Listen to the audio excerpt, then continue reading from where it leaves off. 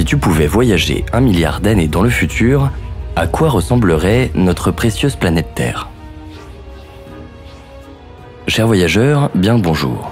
Aujourd'hui, nous partons pour une incroyable épopée temporelle, un voyage où chaque seconde te catapulte des milliers d'années en avant. Au-delà des constellations familières, au-delà de l'infini cosmique, tu vois une lueur, un point d'azur et d'émeraude. C'est elle, notre Terre. Mais est-elle la même que celle que nous connaissons de nos jours? A-t-elle conservé ses océans, ses montagnes, ses forêts luxuriantes? Ou s'est-elle transformée de façon méconnaissable, modelée par le temps? Des réponses que nous trouverons au cours de cette odyssée. Mais avant de partir pour une nouvelle aventure, pense à liker la vidéo et à t'abonner à la chaîne pour ne rien manquer. Merci et bon voyage.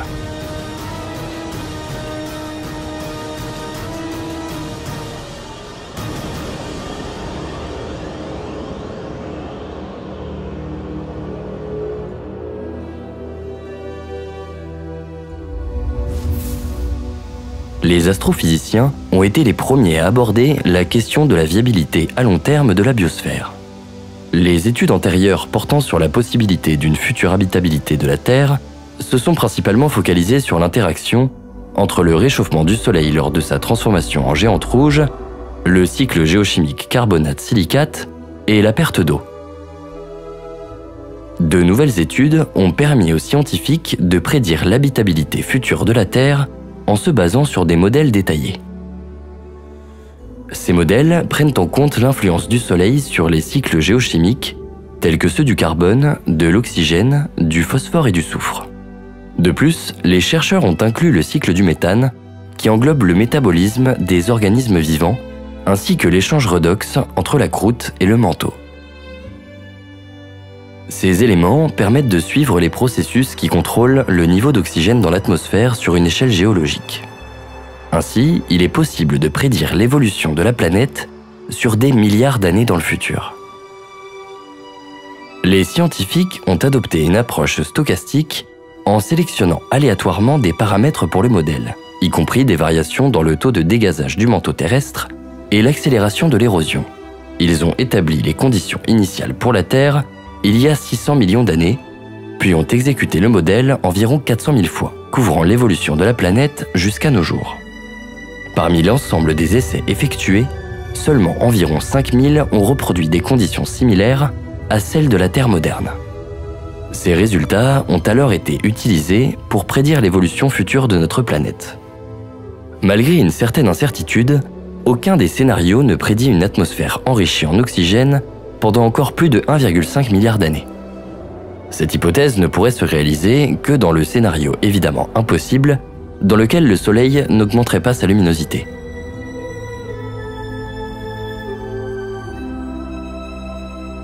Comme par le passé, la Terre continue d'être un système en constante évolution. La planète a connu une série de périodes de réchauffement et de refroidissement. Les périodes glaciaires reviendront, tout comme les périodes de réchauffement extrême. Les processus tectoniques continueront de déplacer les continents, de fermer et d'ouvrir les océans. La chute d'un astéroïde géant ou l'éruption d'un supervolcan porteront à nouveau un coup sévère à la vie sur Terre. De nombreux détails de l'histoire de la Terre sont pour la plupart inconnus, voire complètement inconnaissables. Mais l'étude du passé ainsi que des lois de la nature donnent une idée du scénario de l'évolution globale de notre planète. De nombreux scientifiques soutiennent l'hypothèse que l'avenir à long terme de la biosphère est en quelque sorte une image miroir de l'histoire. Les différents types de biosphères disparaîtront dans l'ordre inverse de leur apparition.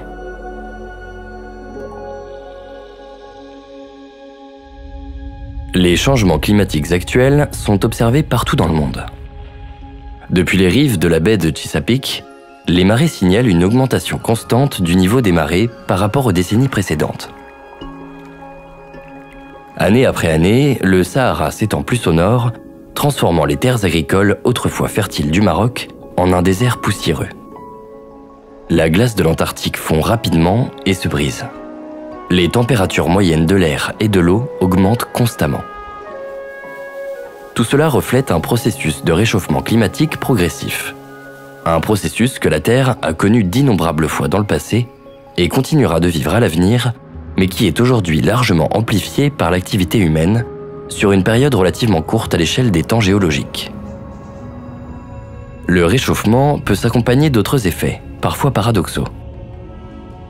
Le Gulf Stream, un puissant courant océanique qui transporte l'eau chaude de l'équateur vers l'Atlantique Nord, est entraîné par de grandes différences de température entre l'équateur et les hautes latitudes.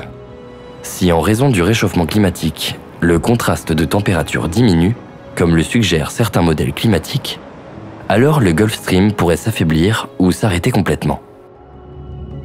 Par ironie du sort, le résultat immédiat de ce changement sera de transformer le climat tempéré des îles britanniques et du nord de l'Europe, désormais réchauffé par le Gulf Stream, en un climat beaucoup plus frais.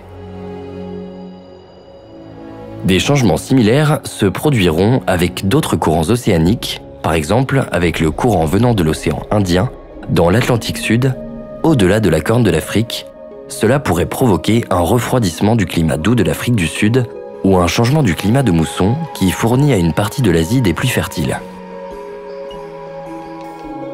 Lorsque les glaciers fondent, le niveau de la mer monte. Selon les estimations les plus prudentes, il augmentera d'1 demi-mètre au siècle prochain. La fonte des glaces polaires au nord réduira l'aire de répartition des animaux vivant dans ces régions, comme les ours polaires, ce qui est très défavorable à la conservation de la population, dont les effectifs sont déjà en déclin. Le changement rapide des zones climatiques vers les pôles affectera négativement d'autres espèces, en particulier les oiseaux, qui sont particulièrement sensibles aux changements dans les zones de migration saisonnière et d'alimentation. Quels que soient les autres effets du réchauffement qui pourraient être révélés au cours du siècle à venir, il semble que nous entrions dans une période d'extinction accélérée.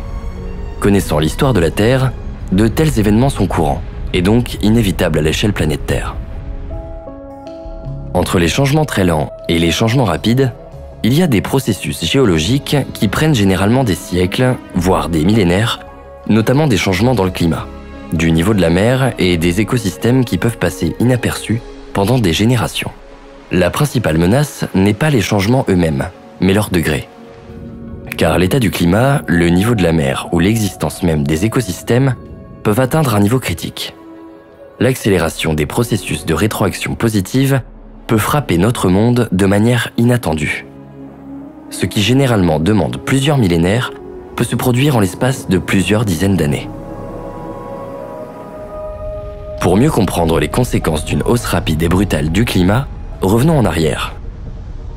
Il y a 56 millions d'années, pour découvrir le plus important réchauffement climatique connu sur Terre à ce jour.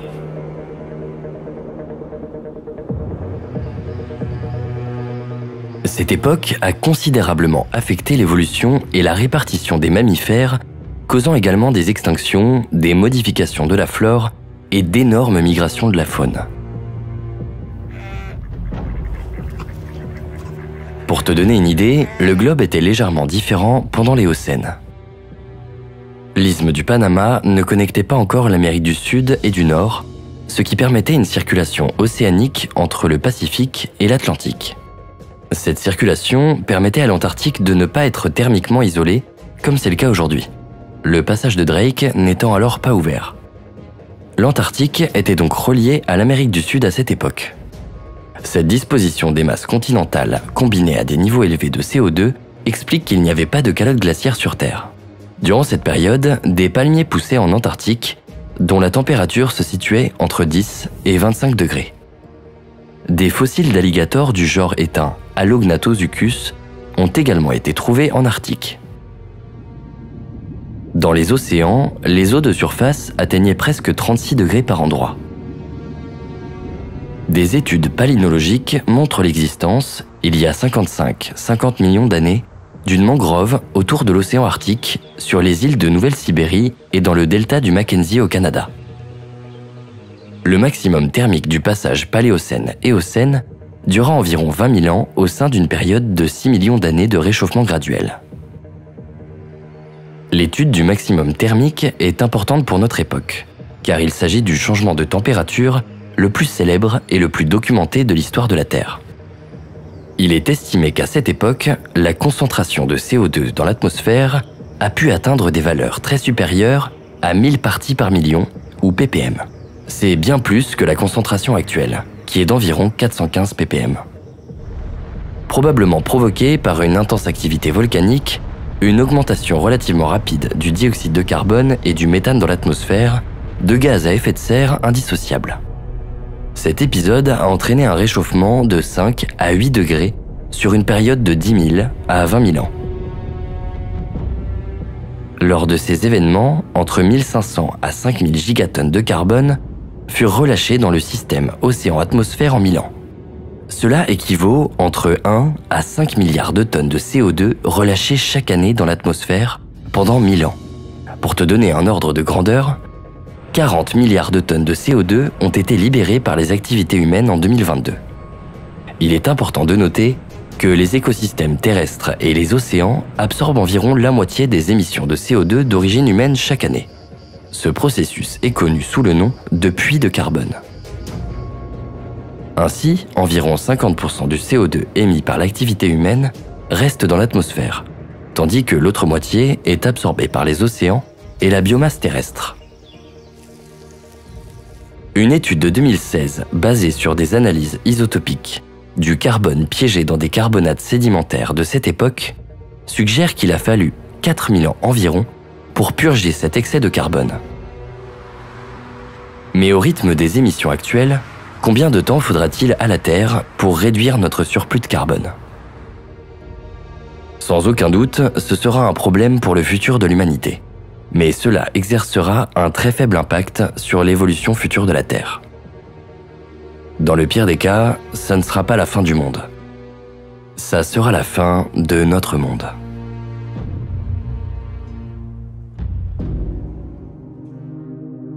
Le refroidissement climatique qui a commencé au Cénozoïque, causé par l'absorption de l'azote atmosphérique par les bactéries du sol, va se poursuivre.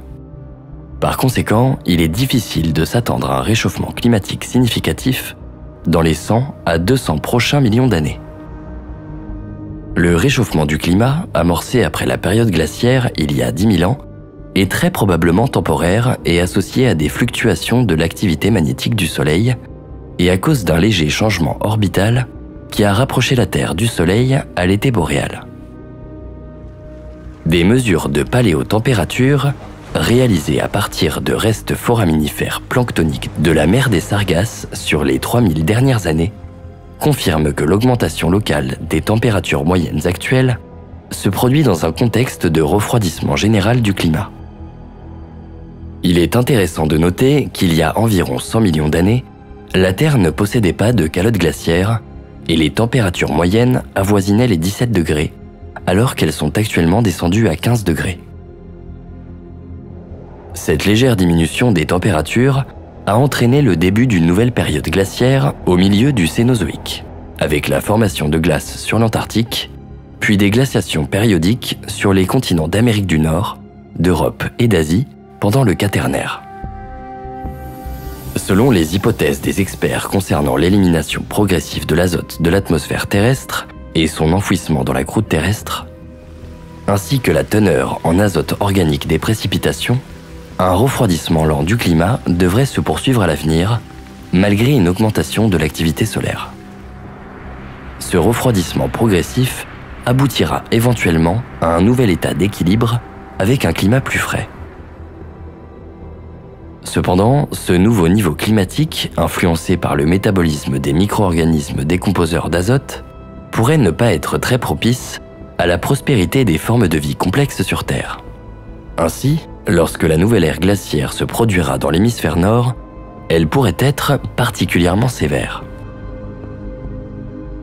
Dans un avenir prévisible, le facteur le plus important déterminant l'apparence des continents terrestres est la glace. Pendant des centaines de milliers d'années, la profondeur des océans était fortement dépendante du volume total d'eau gelée sur Terre, y compris les calottes glaciaires des montagnes, les glaciers et les calottes glaciaires continentales. L'équation est simple. Plus le volume d'eau gelée sur Terre est important, plus le niveau d'eau dans l'océan est bas.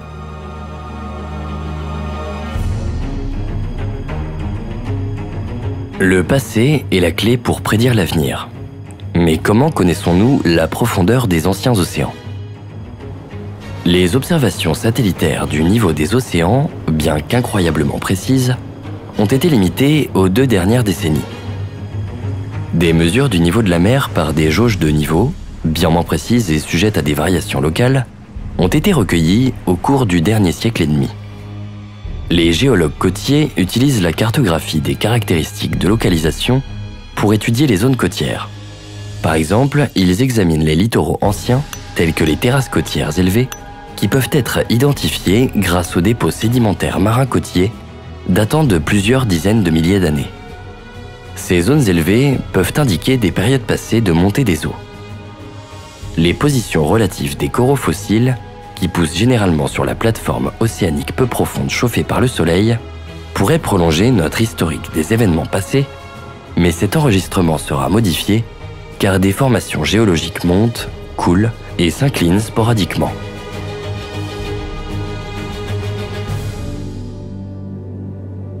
Un indicateur moins évident du niveau de la mer a attiré l'attention de nombreux experts. Ce sont les changements dans les rapports isotopiques de l'oxygène dans les petites coquilles de mollusques marins. Grâce à leur capacité à réagir aux changements de température, les isotopes de l'oxygène fournissent la clé pour déchiffrer le volume de la couverture de glace terrestre dans le passé et par conséquent, les changements du niveau de l'eau dans l'ancien océan. Mais la relation entre la quantité de glace et les isotopes de l'oxygène est délicate. On pense que l'isotope le plus abondant de l'oxygène, représentant 99,8% de l'oxygène de l'air que nous respirons, est l'oxygène léger 16, avec 8 protons et 8 neutrons. Un atome d'oxygène sur 500 est de l'oxygène lourd 18, 8 protons et 10 neutrons. Cela signifie qu'une molécule d'eau sur 500 dans l'océan est plus lourde que la normale.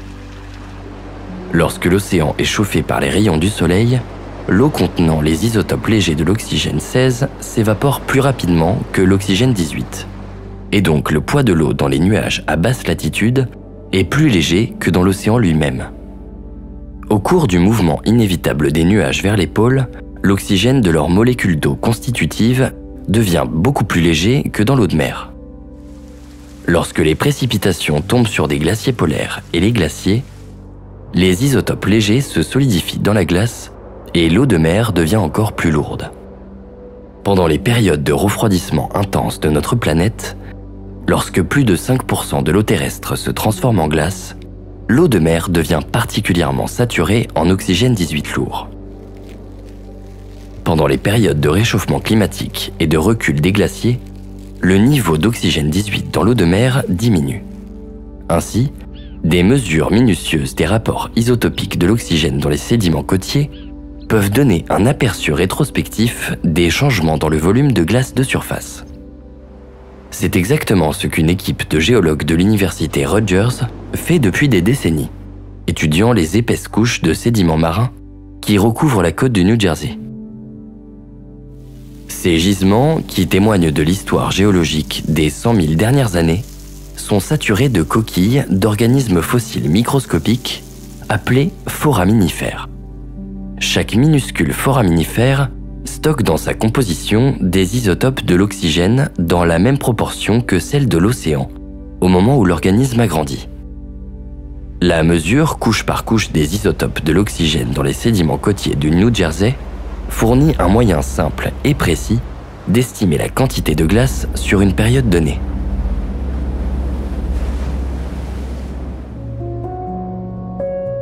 Dans le passé géologique récent, la couverture de glace a alterné entre le rétrécissement et l'expansion, accompagnée de grandes fluctuations correspondant au niveau de la mer tous les quelques milliers d'années. Au plus fort des périodes glaciaires, plus de 5% du volume d'eau de notre planète s'est transformé en glace, abaissant le niveau de la mer d'une centaine de mètres par rapport à aujourd'hui.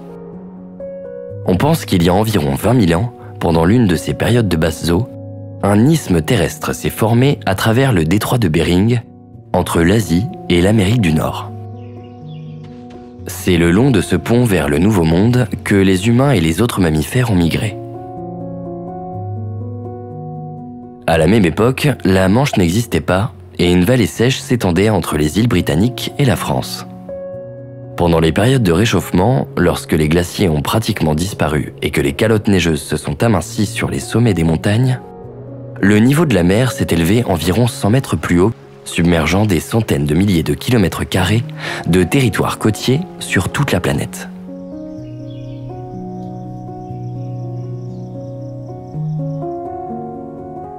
Des chercheurs ont calculé plus d'une centaine de cycles d'avance et de recul des glaciers au cours des 9 derniers millions d'années. Et au moins une douzaine d'entre eux se sont produits au cours du dernier million. La plage de ces fluctuations frénétiques du niveau de la mer a atteint 180 mètres.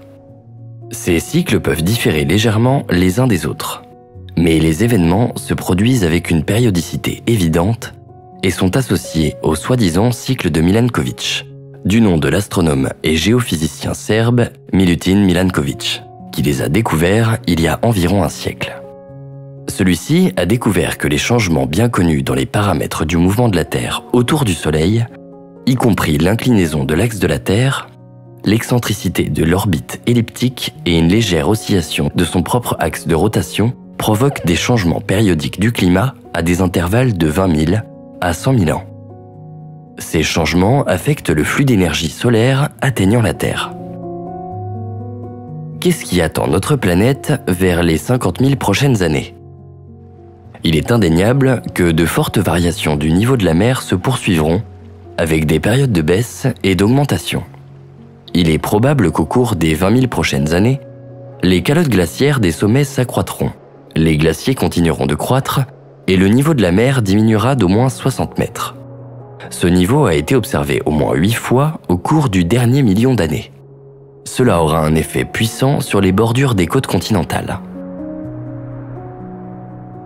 La côte est des États-Unis s'étendra sur plusieurs kilomètres vers l'est, à mesure que le talus continental peu profond deviendra exposé. Tous les principaux ports de la côte est, de Boston à Miami, se transformeront en plateaux intérieurs secs. L'Alaska sera relié à la Russie par un nouvel isthme, recouvert de glace, et les îles britanniques pourraient à nouveau faire partie de l'Europe continentale. Les pêcheries abondantes le long des plateaux continentaux feront désormais partie intégrante de la Terre. Quant au niveau de la mer, même s'il baisse, il s'ensuivra une remontée plusieurs milliers d'années plus tard.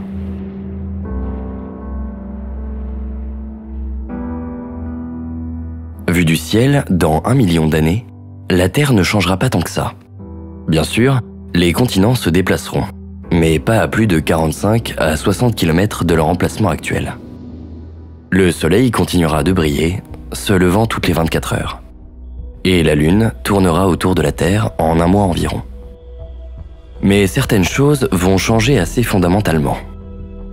Dans de nombreuses régions du monde, des processus géologiques irréversibles transforment le paysage.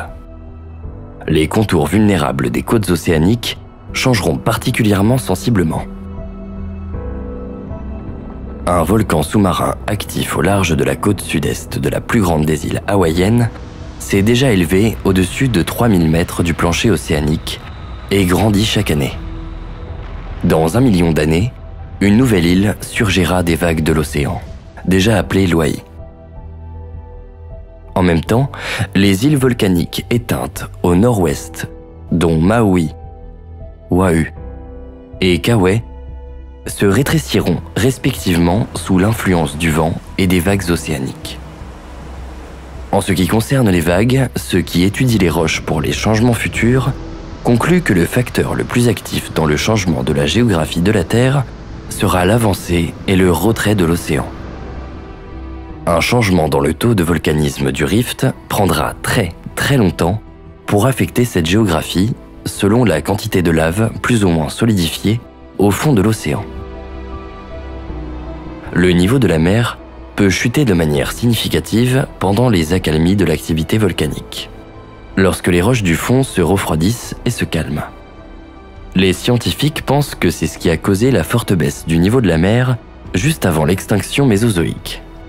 La présence ou l'absence de grandes mers inférieures comme la Méditerranée, ainsi que le ralliement et l'éclatement des continents, entraîne des modifications importantes de la taille des zones du plateau côtier.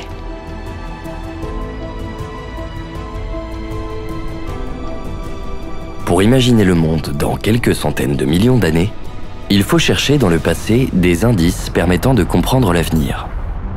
Les processus tectoniques mondiaux continueront de jouer un rôle important dans le changement de la face de la planète. De nos jours, les continents sont séparés les uns des autres. De vastes océans séparent l'Amérique, l'Eurasie, l'Afrique, l'Australie et l'Antarctique. Mais ces immenses étendues de terre sont en mouvement constant, et leur vitesse est d'environ 2 à 5 cm par an, c'est-à-dire environ 1500 km en 60 millions d'années. On peut établir des vecteurs assez précis de ce mouvement pour chaque continent en étudiant l'âge des basaltes des fonds océaniques. Le basalte près des dorsales médio-océaniques est assez jeune, pas plus de quelques millions d'années. En revanche, l'âge du basalte près des marges continentales dans les zones de subduction peut atteindre plus de 200 millions d'années. Il est facile de prendre en compte toutes ces données d'âge sur la composition des fonds océaniques, de rembobiner la bande de la tectonique globale dans le temps et de se faire une idée de la mobilité géographique des continents terrestres au cours des 200 derniers millions d'années. Sur la base de ces informations, il est également possible de projeter le mouvement des plaques continentales 100 millions d'années à l'avance. Compte tenu des trajectoires actuelles de ce mouvement à travers la planète, il s'avère que tous les continents se dirigent vers la prochaine collision.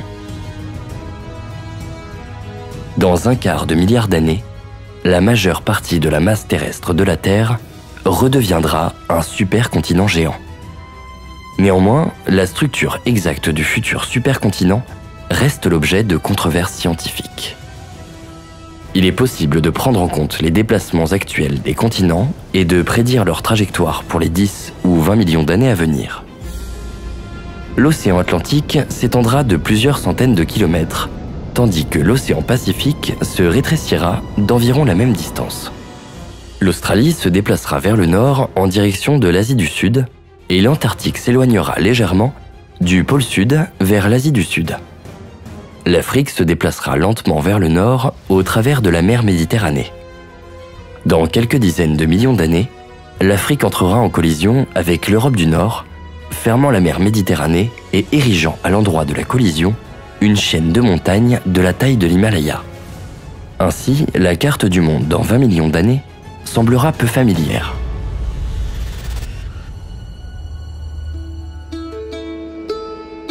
Lors de la modélisation d'une carte du monde dans les 100 millions d'années à venir, la plupart des chercheurs identifient des caractéristiques géographiques communes. Par exemple, convenant que l'océan Atlantique dépassera la taille de l'océan Pacifique et deviendra le plus grand bassin d'eau sur Terre. Selon la théorie de l'extraversion, l'océan Atlantique continuera à s'ouvrir et les Amériques finiront par entrer en collision avec l'Asie, l'Australie et l'Antarctique. Dans les dernières étapes de cet assemblage de supercontinents, l'Amérique du Nord fermera l'océan Pacifique à l'est et entrera en collision avec le Japon. Et l'Amérique du Sud s'enroulera dans le sens des aiguilles d'une montre à partir du sud-est, rejoignant la partie équatoriale de l'Antarctique. Toutes ces parties sont étonnamment combinées les unes avec les autres. Ainsi, le nouveau supercontinent sera un continent unique, s'étendant d'est en ouest le long de l'équateur. Le modèle d'extraversion soutient principalement que les grandes cellules de convection du manteau, situées sous les plaques tectoniques, resteront inchangées dans leur forme actuelle. En revanche, l'approche alternative, appelée introversion, adopte une position opposée en faisant référence au cycle antérieur de fermeture et d'ouverture de l'océan Atlantique. À l'heure actuelle, les deux théories de supercontinents, extraversion et introversion, sont toujours populaires. Quelle que soit l'issue de cette discussion, tout le monde s'accorde à dire que si dans 250 millions d'années, la géographie de la Terre changera sensiblement, elle reflètera toujours le passé. D'après certaines simulations, dans environ 200 millions d'années, les températures moyennes sur Terre devraient légèrement chuter en dessous de 12 degrés. Parallèlement, le niveau mondial des océans diminuera d'environ 200 mètres. Dans cette configuration, les conditions de développement d'une vie complexe demeureront tout à fait favorables aux latitudes basses et moyennes.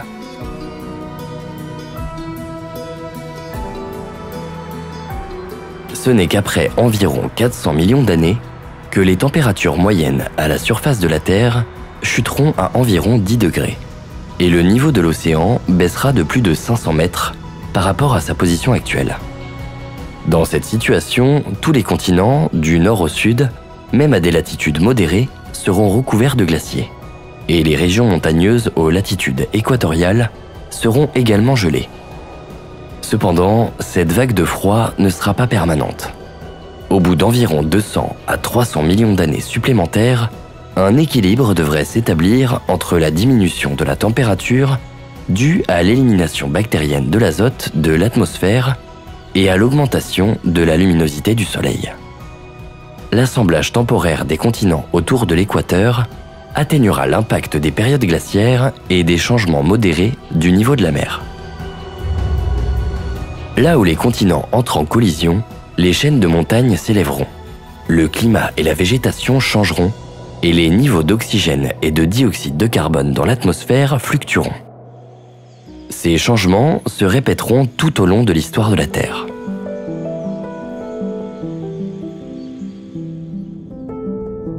Un sursaut gamma ou une supernova énorme se produit à moins de 6500 années-lumière de la Terre d'ici 500 à 600 millions d'années.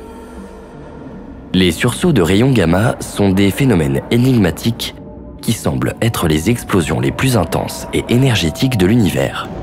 Et les astronomes supposent qu'ils sont liés à des supernovas extrêmement puissantes. Heureusement, nous n'avons pas encore observé de sursauts gamma suffisamment proches de nous pour comprendre pleinement ce qui se produit. Jusqu'à présent, les sursauts gamma n'ont été détectés que dans d'autres galaxies. Mais si un tel événement se produisait proche de chez nous à l'échelle cosmologique, comme c'est le cas dans environ 500 millions d'années à moins de 6500 années-lumière de la Terre, cela pourrait entraîner une extinction massive. Un sursaut gamma dirigé vers notre direction, ne durant que 10 secondes, pourrait détruire au moins la moitié de la couche d'ozone terrestre. Une élimination à grande échelle de l'ozone pourrait avoir des conséquences dévastatrices sur les chaînes alimentaires, entraînant la mort de nombreuses espèces. Un sursaut gamma anéantirait les formes de vie qui se trouvent à la surface de la Terre et dans les couches supérieures de l'océan, lesquelles fournissent actuellement des quantités importantes d'oxygène à notre atmosphère.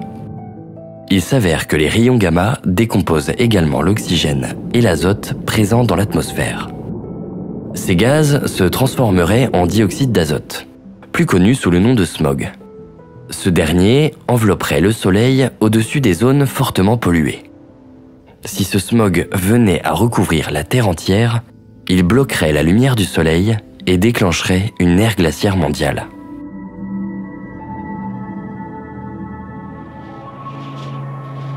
En raison des forces de marée, la Lune s'est éloignée de plus de 20 000 km de la Terre. Même dans les cas les plus favorables, le disque lunaire ne peut plus complètement recouvrir celui du Soleil. Dans 600 millions d'années, toutes les éclipses sont désormais de type annulaire.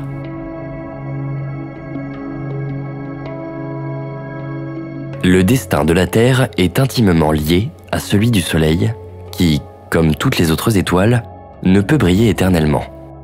50 millions d'années après la formation du Soleil, notre étoile est devenue une étoile de la séquence principale.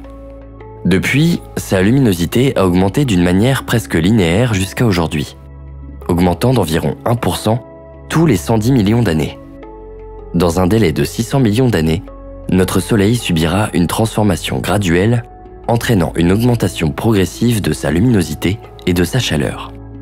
Cet accroissement de la luminosité du Soleil aura des répercussions significatives sur notre planète, ce qui se traduira par une augmentation du rayonnement solaire atteignant la Terre. Cette augmentation aura un impact sur les minéraux silicatés présents sur la planète, entraînant une altération accrue de ces minéraux. Cela affectera à son tour le cycle carbonate-silicate, qui est un processus géothermique impliquant l'interaction entre le carbonate et le silicate. L'augmentation de l'altération des roches de surface piège le dioxyde de carbone dans le sol sous forme de carbonate. À mesure que l'eau s'évapore de la surface de la Terre, les roches durcissent, ce qui entraîne un ralentissement de la tectonique des plaques, qui finit par s'arrêter lorsque les océans s'évaporent complètement.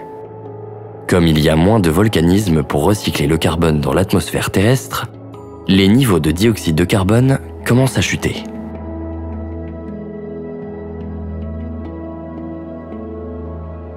Cela fait maintenant des centaines de millions d'années que la Terre connaît une période de froid intense avec une température moyenne de surface d'environ 10 degrés. Mais maintenant, la luminosité croissante du Soleil déclenche l'élévation de la température terrestre, générant une série de problèmes. Les premiers signes néfastes se manifesteront d'ici 600 millions d'années.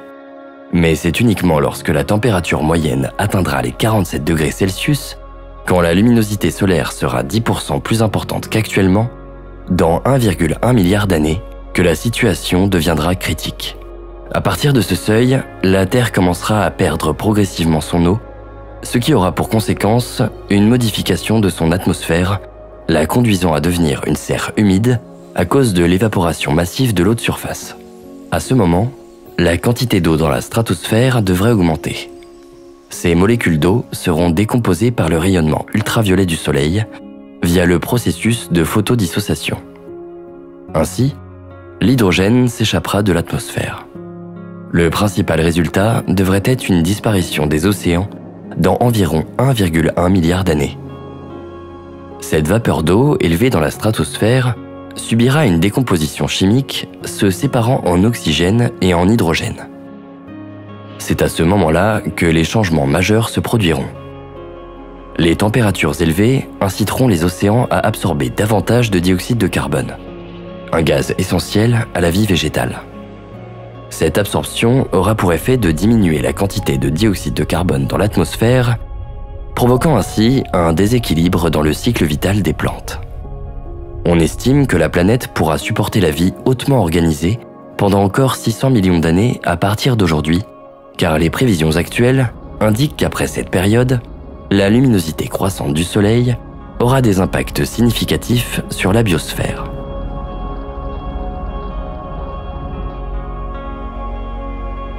Le scénario qui se dessine donc est préoccupant, car non seulement la Terre perdra progressivement son eau précieuse, mais également des gaz vitaux pour le développement des végétaux. Ces événements combinés menacent l'équilibre délicat de notre écosystème. Les températures élevées projetées pour l'avenir inciteraient les océans à absorber davantage de dioxyde de carbone, ce qui perturberait les processus biologiques essentiels à la vie végétale, accélérant ainsi les problèmes liés à la perte d'eau et à la dégradation de notre atmosphère. Nous nous approcherons de la limite de compensation du dioxyde de carbone de la Terre, un point critique où l'équilibre entre le dioxyde de carbone et l'oxygène devient insoutenable pour la photosynthèse. Dans environ 600 millions d'années, le niveau de dioxyde de carbone sera inférieur à celui nécessaire pour maintenir la fixation du carbone en C3 par photosynthèse utilisée par les arbres. Certaines plantes utiliseront la fixation du carbone en C4 pour survivre à des concentrations en dioxyde de carbone aussi faibles que 10 ppm. Actuellement, 99% des plantes utilisent la photosynthèse de type C3. Leur capacité à convertir la lumière du soleil en énergie diminue progressivement, entraînant un déclin généralisé de la biomasse générale. Si les niveaux de CO2 atmosphérique diminuent, la survie des plantes embryophytes devient difficile, car elles ont besoin d'une concentration minimale d'environ 10 ppm de CO2 atmosphérique.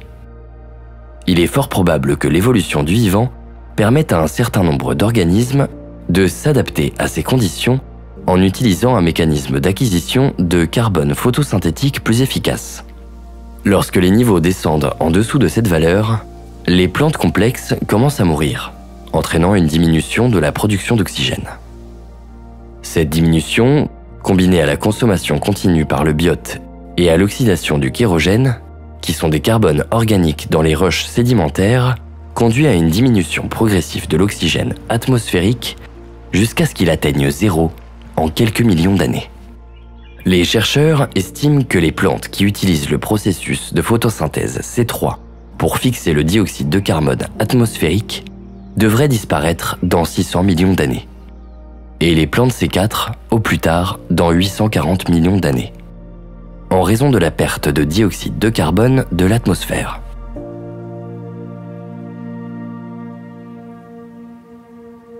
Cette disparition massive des plantes aurait des conséquences dévastatrices pour tous les êtres vivants tels que nous les connaissons actuellement.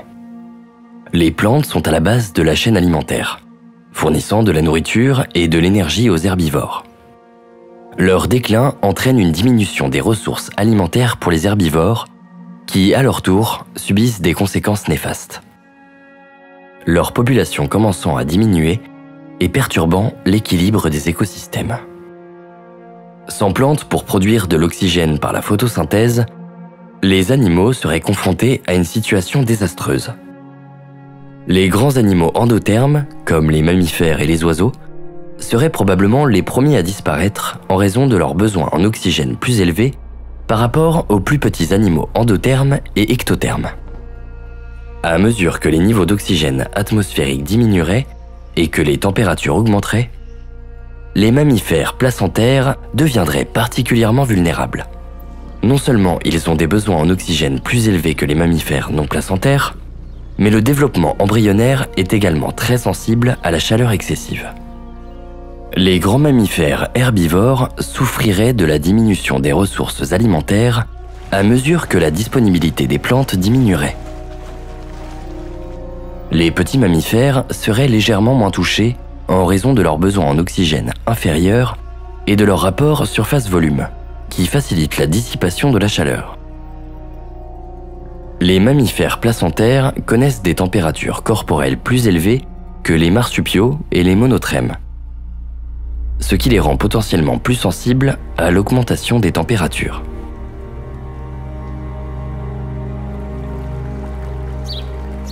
Les oiseaux pourraient mieux s'adapter à la survie que les mammifères plus grands, car leur taille, généralement plus petite, signifie qu'ils ont besoin de moins d'oxygène.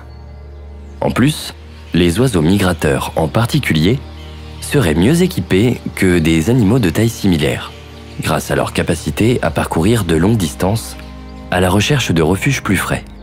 Néanmoins, le nombre de ces refuges diminuerait à mesure que les températures continueraient d'augmenter.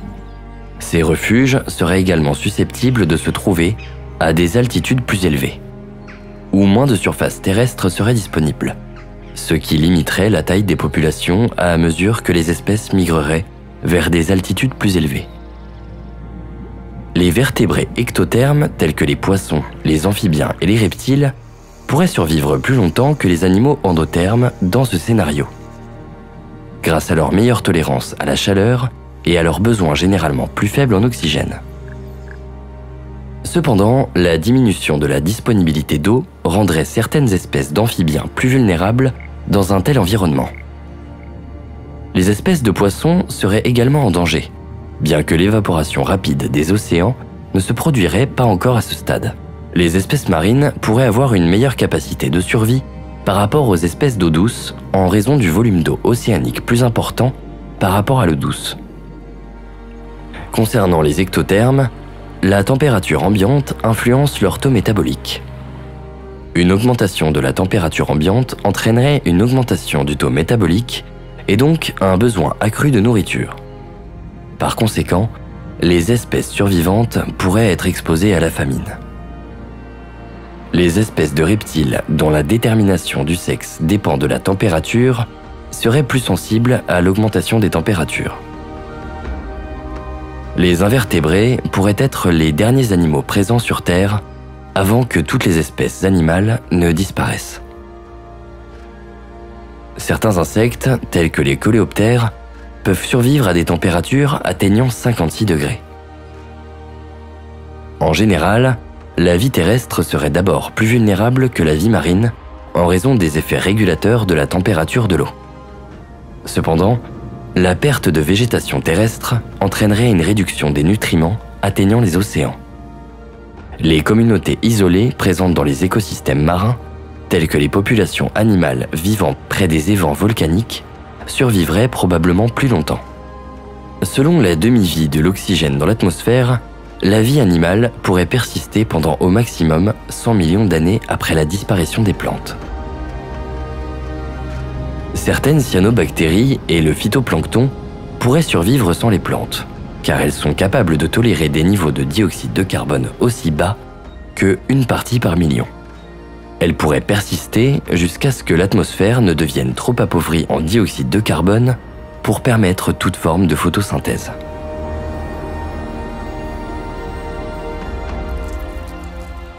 Dans une étude, des chercheurs ont affirmé qu'une forme de vie animale spécifique pourrait persister même après la disparition de la majeure partie de la vie végétale sur Terre.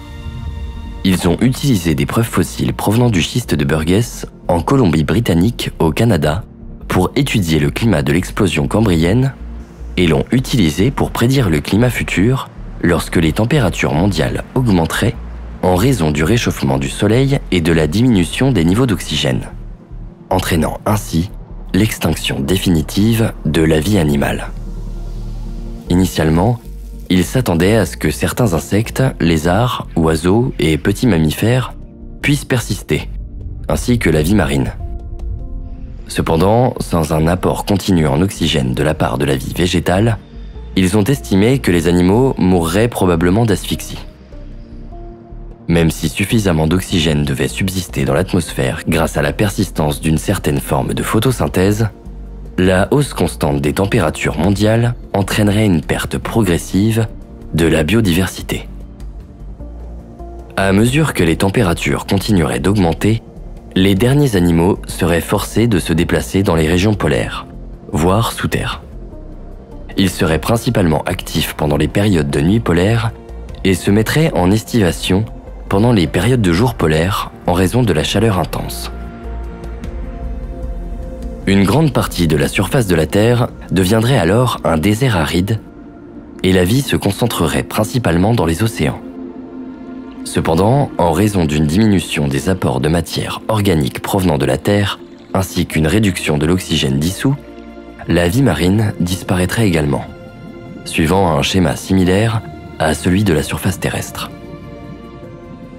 Ce processus commencerait par la perte d'espèces d'eau douce et se terminerait par les invertébrés, en particulier ceux qui ne dépendent pas de plantes vertes, tels que les termites, ou ceux qui se trouvent près des sources hydrothermales, tels que les vers du genre Riftia. Sans CO2, la photosynthèse ne peut plus avoir lieu.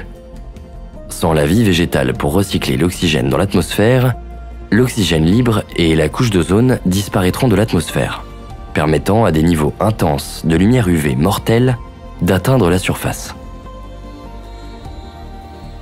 À la suite de ces processus, les formes de vie multicellulaires pourraient s'éteindre dans environ 800 millions d'années, et les eucaryotes dans 1,3 milliard d'années, ne laissant que les prokaryotes.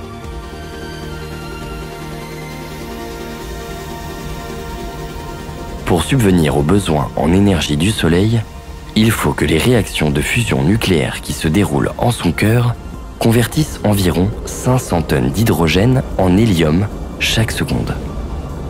Le principal effet de cette alchimie est la réduction progressive des particules, puisqu'il faut 4 noyaux d'hydrogène pour obtenir un noyau d'hélium. Plus la densité de particules diminue, plus la gravité comprime le cœur, plus la température s'élève, plus le rendement des cycles de fusion augmente et plus le Soleil libère de l'énergie. C'est pour cela que la luminosité du Soleil augmente avec le temps qui passe. Accompagnée d'un effet de serre efficace, la Terre s'est maintenue à une température stable, hormis quelques périodes de glaciation qui lui ont permis de faire évoluer la vie sur sa surface. Depuis des centaines de millions d'années, la Terre n'a subi aucun changement significatif dans la masse océanique. Cela est au quasi-équilibre des flux entrants et sortants d'eau du manteau.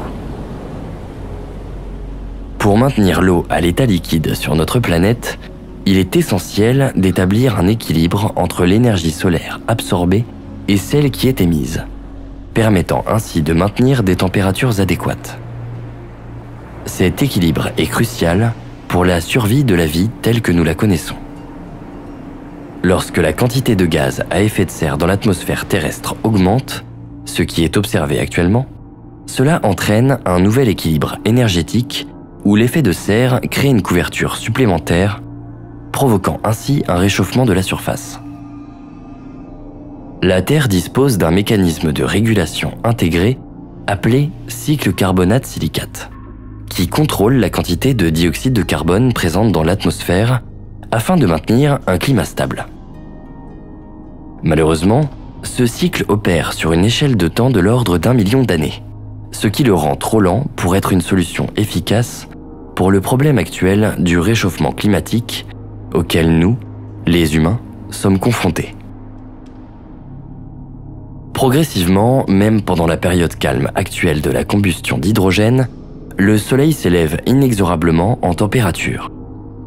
Il y a environ 4,5 milliards d'années, au tout début, sa luminosité était équivalente à 70% de celle d'aujourd'hui. Lors du grand avènement de l'oxygène, survenu il y a environ 2,4 milliards d'années, son éclat avait déjà atteint 85% de sa luminosité actuelle. Pendant le prochain milliard d'années, le Soleil continuera à produire de l'énergie nucléaire en convertissant l'hydrogène en hélium. C'est ce que presque toutes les étoiles font la plupart du temps.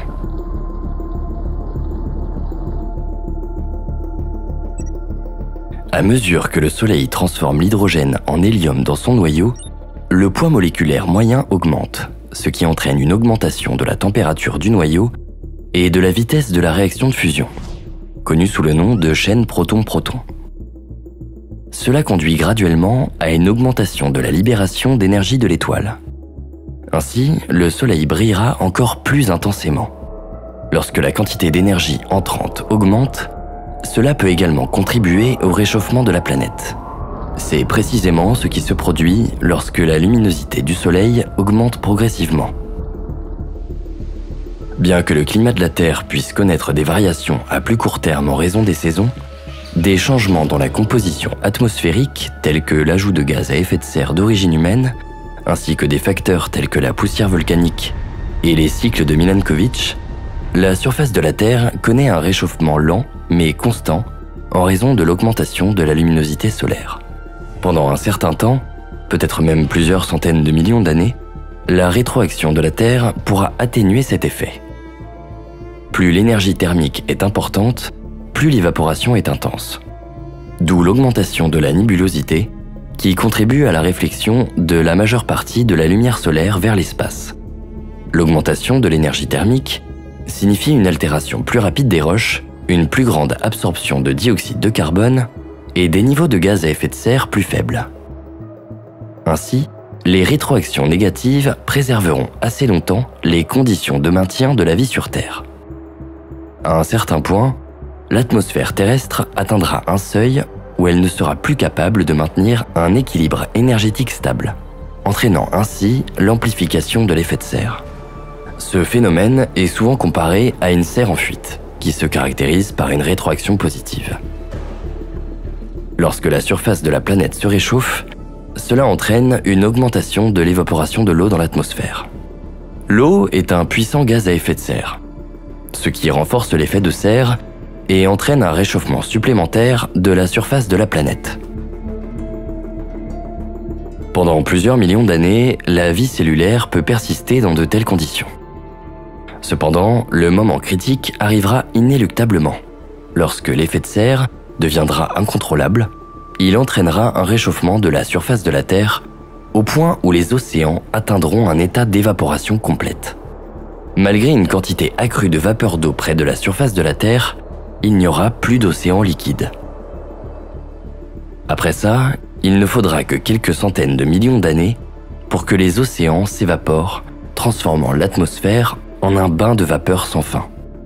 Lorsque les rayons ultraviolets interagissent avec le gaz atmosphérique, ils peuvent entraîner un chauffage supplémentaire du gaz. Cela signifie que davantage de chaleur est transférée à l'eau atmosphérique lors de l'interaction avec l'extrême ultraviolet. En conséquence, l'eau absorbe plus d'énergie et se réchauffe plus rapidement. Cela conduit à une augmentation de l'évaporation de l'eau et par conséquent à une perte d'eau plus rapide de la surface de la Terre.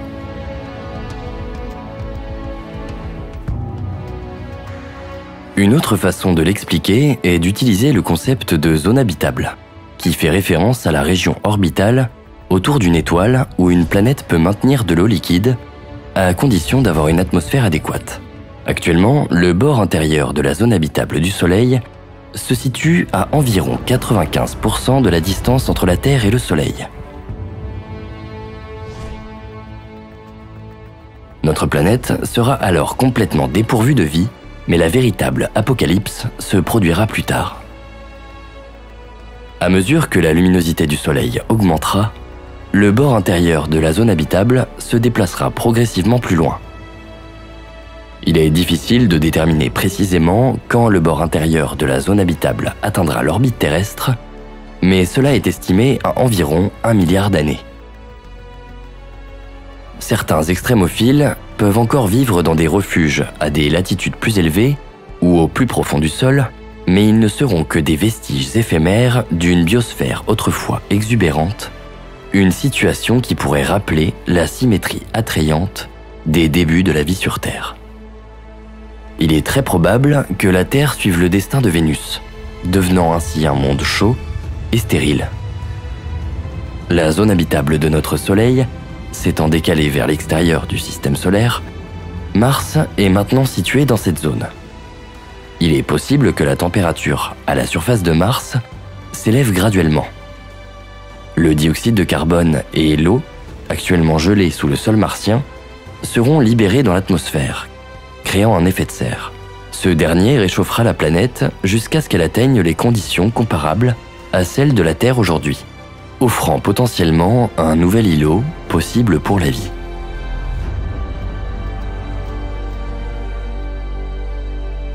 Selon les modèles informatiques, la présence de la Lune semble stabiliser l'obliquité de la Terre, ce qui aide à éviter des changements climatiques dramatiques.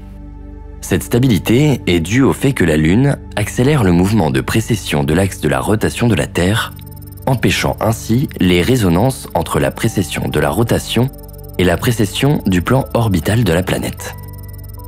L'accélération des marées causée par la Lune a pour effet de ralentir la rotation de la Terre et d'augmenter la distance entre la Terre et la Lune.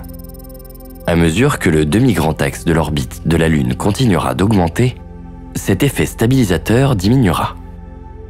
À un certain point, les perturbations entraîneront probablement des variations chaotiques de l'obliquité de la Terre, et l'axe d'inclinaison pourrait s'incliner jusqu'à des angles aussi élevés que 90 degrés par rapport au plan de l'orbite. On estime que cela se produira entre 1,5 et 4,5 milliards d'années. Une obliquité élevée entraînerait probablement des changements climatiques dramatiques et pourrait compromettre l'habitabilité de la planète. Lorsque l'inclinaison axiale de la Terre dépasse 54 degrés, l'insolation annuelle à l'équateur devient inférieure à celle au pôle. Il est possible que la planète maintienne une obliquité de 60 degrés à 90 degrés pendant des périodes aussi longues que 10 millions d'années. Les conséquences probables sont l'évaporation des océans, la tectonique des plaques et l'ensemble du cycle du carbone prendront fin. Cela pourrait se produire dans environ 2 à 3 milliards d'années, lorsque la dynamo magnétique de la planète pourrait cesser de fonctionner, entraînant la décomposition de la magnétosphère. Cette situation conduirait à une perte accélérée des éléments volatiles de l'atmosphère extérieure. Dans 2,8 milliards d'années, la température à la surface de la Terre, même au pôle, atteint en moyenne 147 degrés Celsius. La vie est réduite à des colonies unicellulaires dans des micro-environnements isolés et dispersés, comme des cavernes sous terre, et s'éteint partout ailleurs.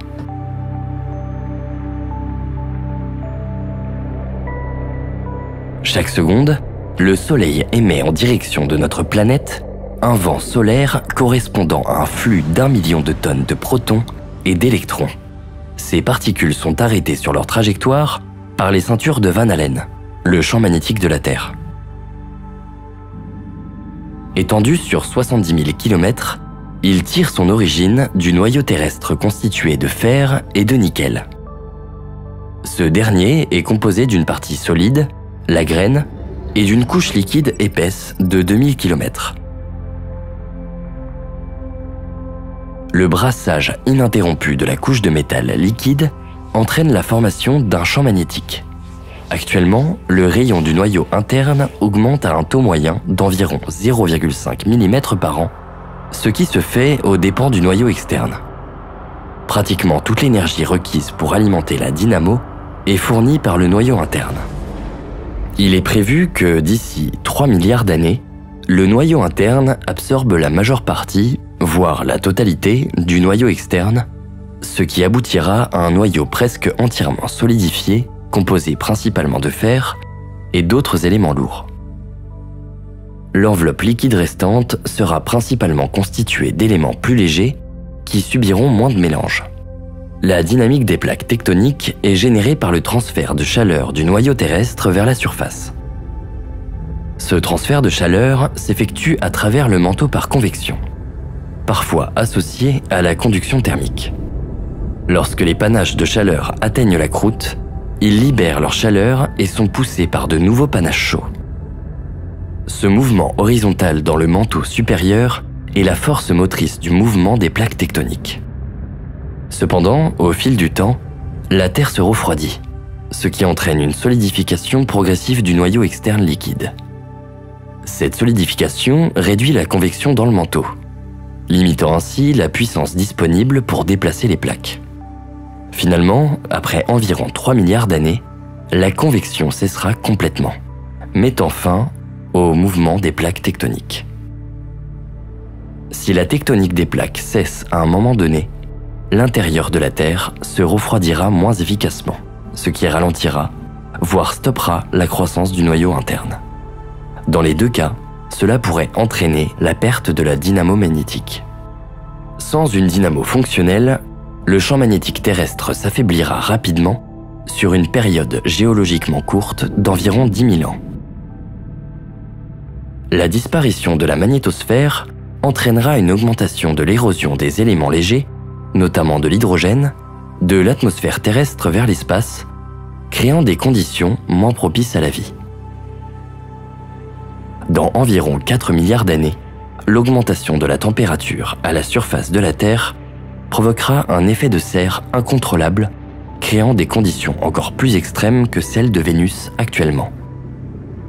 Cela entraînera un réchauffement de l'atmosphère et élèvera la température de surface supérieure à 500 degrés Celsius, suffisamment élevée pour faire fondre la surface de la planète à certains endroits. Néanmoins, une grande partie de l'atmosphère sera retenue jusqu'à ce que le Soleil entre dans sa phase de géante rouge. À ce moment, les biosignatures de la Terre disparaîtront pour être remplacées par des signatures causées par des processus non biologiques. À partir de là, toutes les traces de l'histoire de la vie sur Terre seront totalement effacées.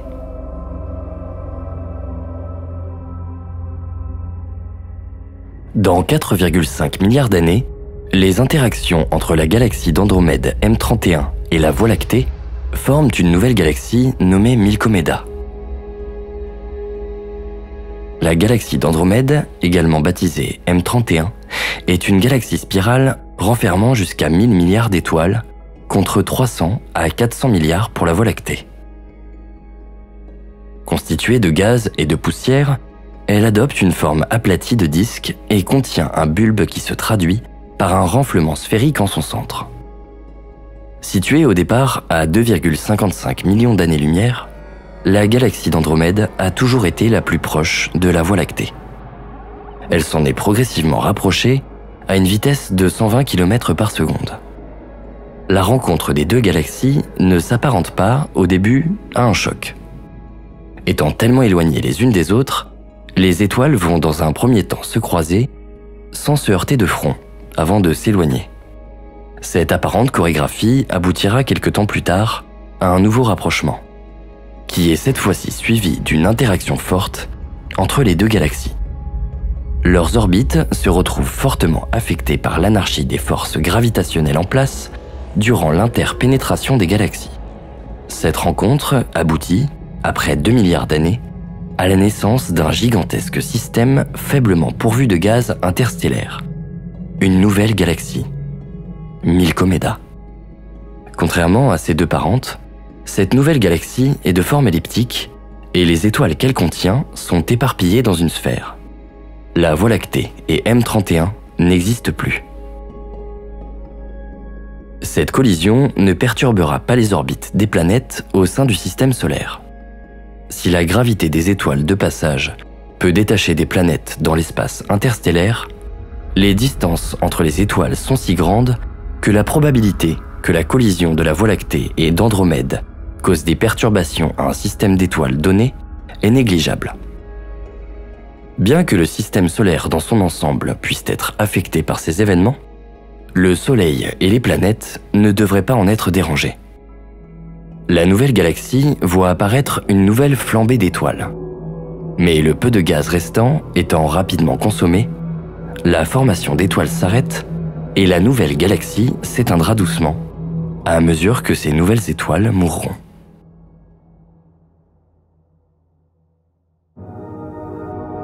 Dans 5 milliards d'années, le Soleil quitte sa séquence principale et commence sa transformation en géante rouge après avoir épuisé les réserves d'hydrogène de son noyau. L'énergie libérée lors de la fusion des noyaux d'hydrogène dans le cœur du Soleil alimente l'agitation frénétique de vives particules qui exercent une puissante pression vers l'extérieur. C'est grâce à cette pression que le Soleil gonfle et qu'il ne s'effondre pas sous son propre poids. Jusqu'à présent, cet équilibre se maintenait. Mais aujourd'hui, à 5 milliards d'années, ce n'est plus le cas.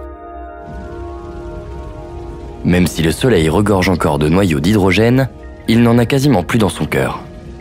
La fusion de l'hydrogène produit de l'hélium, qui a des noyaux plus lourds et plus denses que ceux de l'hydrogène. C'est au cœur du Soleil que la température est la plus élevée, de l'ordre de 15 millions de degrés Celsius. La fusion de l'hydrogène en hélium requiert 10 millions de degrés. En revanche, la fusion de l'hélium nécessite une température de l'ordre de 100 millions de degrés. Le Soleil n'approche en aucun point ce seuil. Par conséquent, à mesure que l'hélium remplacera l'hydrogène dans le cœur, la réserve de combustible pour la fusion diminuera. La pression issue de la production d'énergie va décliner et la gravité va l'emporter, entraînant une implosion du Soleil. Au fur et à mesure que sa gigantesque masse s'effondrera sur elle-même, la température du Soleil va augmenter de manière considérable.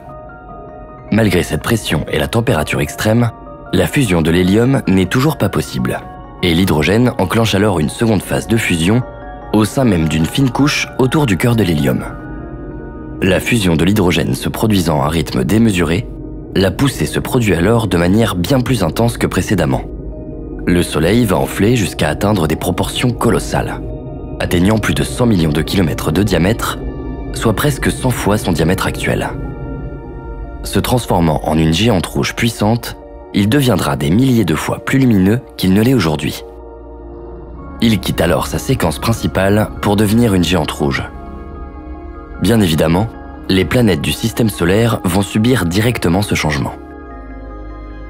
Le Soleil, de masse diminuée, exerce une attraction gravitationnelle moindre, ce qui permet aux planètes de migrer sur des orbites plus lointaines.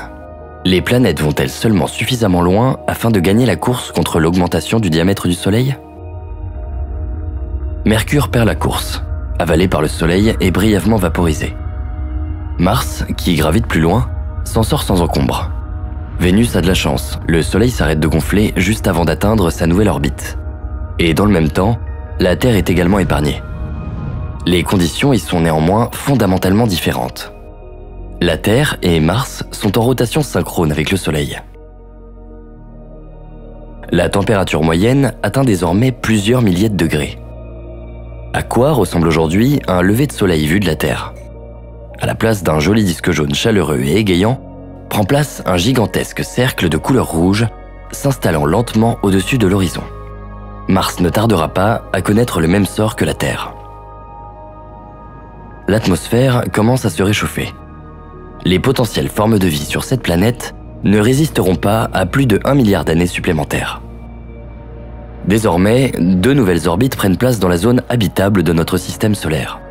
Les orbites de Jupiter et de Saturne.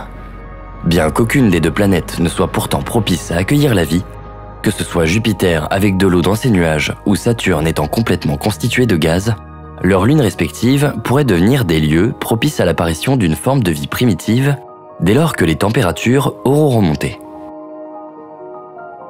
Ainsi, des organismes simples pourraient voir la vie en surface sur Encelade ou Titan, les lunes de Saturne, ou Europe, la lune de Jupiter.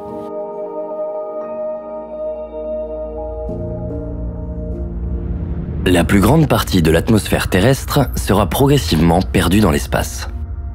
La surface de la Terre se transformera en un océan de lave, avec des continents flottants composés de métaux et d'oxydes métalliques, ainsi que des icebergs de matériaux réfractaires. La température de surface augmentera considérablement, dépassant les 2000 degrés Celsius. Alors âgée de plus de 12 milliards d'années, la phase d'expansion la plus rapide du Soleil en tant que géante rouge se produira lors de ses étapes finales, dans 7,4 milliards d'années. À ce stade, il est susceptible de s'étendre suffisamment pour atteindre un rayon maximal d'environ 1,2 unités astronomiques.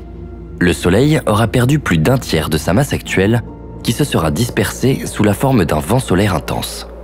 Cette perte de masse amènera les orbites de chaque planète à s'agrandir considérablement.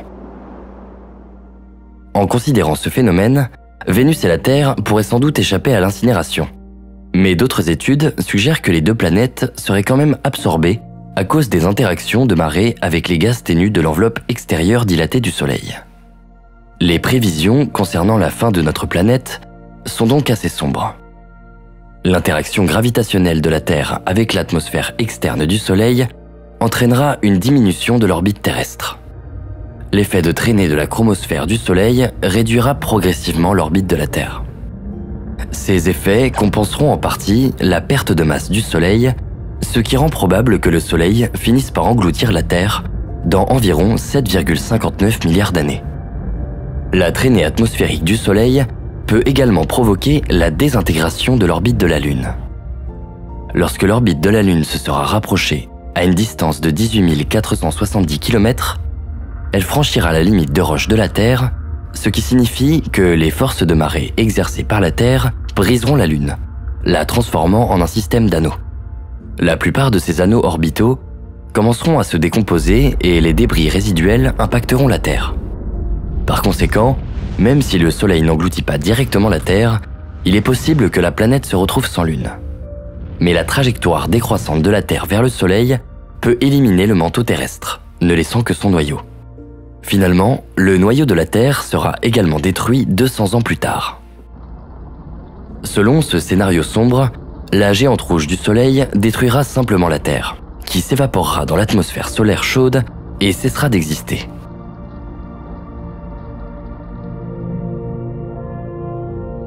Toutefois, l'histoire du Soleil sous sa forme de géante rouge ne s'arrête pas là. Alors que les noyaux d'hydrogène continuent de fusionner autour du cœur, il affluera davantage d'hélium au centre et la température grimpera encore de plus belle. Le cycle sera alimenté, la fusion de l'hydrogène dans la coquille autour du cœur s'accélère et le déluge d'hélium au centre s'intensifie.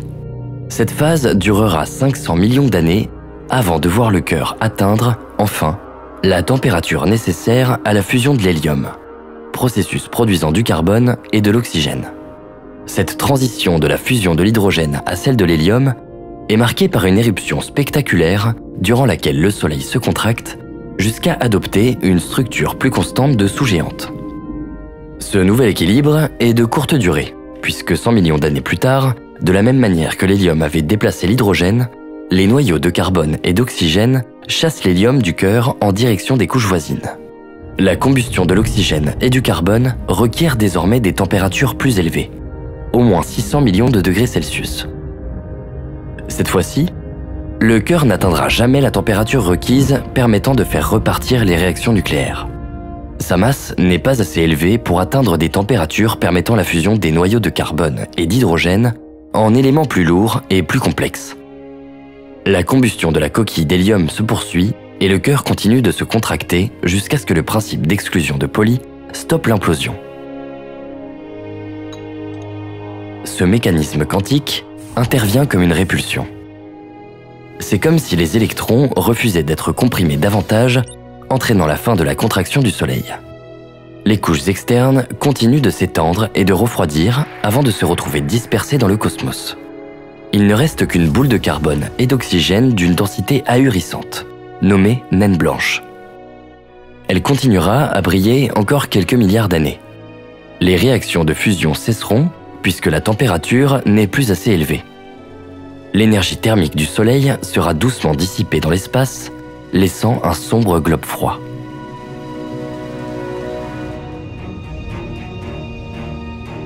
Dans 9 milliards d'années, le Soleil, d'une masse égale à 54% de sa masse actuelle, devient une naine blanche composée de carbone et d'oxygène. Notre Soleil est maintenant mort, et son cœur est mis à nu. Son pouvoir d'attraction sur les corps en orbite, comme les planètes, les comètes et les astéroïdes, se sera affaibli à cause de sa perte de masse dans les étapes précédentes. Toutes les orbites des planètes restantes vont s'étendre. Si la Terre est encore présente, son orbite est maintenant 2 fois plus éloignée que l'orbite que nous connaissons aujourd'hui. Toutes les planètes deviendront sombres, glacées et complètement dépourvues de toute forme de vie. Elles continueront à orbiter autour de leur étoile, leur vitesse étant réduite en raison de l'augmentation de la distance au Soleil et sa gravité réduite. Plus de 4 milliards d'années plus tard, la naine blanche qu'est le Soleil s'est refroidie jusqu'à une température de 2000 degrés. Sa luminosité tombe en dessous de 3 milliardièmes de son niveau actuel. Sa chaleur n'est plus mesurable. Il est désormais invisible à l'œil humain, tant son rayonnement est faible et noyé dans celui du fond diffus cosmologique. Le Soleil passe de la structure de naine blanche à celui de naine noire petit à petit.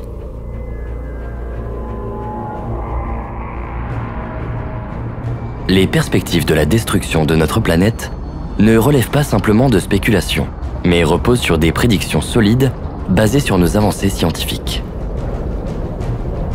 Bien que nous ayons connaissance du futur lointain de la Terre, c'est à nous qu'il incombe de façonner l'avenir à court terme. Cette perspective soulève des questions fondamentales sur le devenir de la vie sur Terre et sur notre responsabilité en tant qu'espèce consciente de ce futur potentiel. Il est crucial d'approfondir nos connaissances scientifiques, de développer des stratégies de préservation de l'environnement et d'explorer des solutions innovantes pour préserver la biodiversité et la durabilité de notre planète. Bien que cette échéance puisse sembler lointaine à l'échelle humaine, elle reste néanmoins une réalité inéluctable dans le cadre de l'évolution naturelle de notre système solaire. Comprendre ces phénomènes et leurs implications nous permet de mieux apprécier l'importance de la préservation de notre milieu et de l'exploration de nouvelles voies pour assurer un avenir durable pour les générations à venir. Cela représente le rêve ultime d'une société instruite scientifiquement et constitue notre unique espoir de repousser aussi loin que possible la menace imminente qui pèse sur nous, à savoir l'extinction de l'humanité.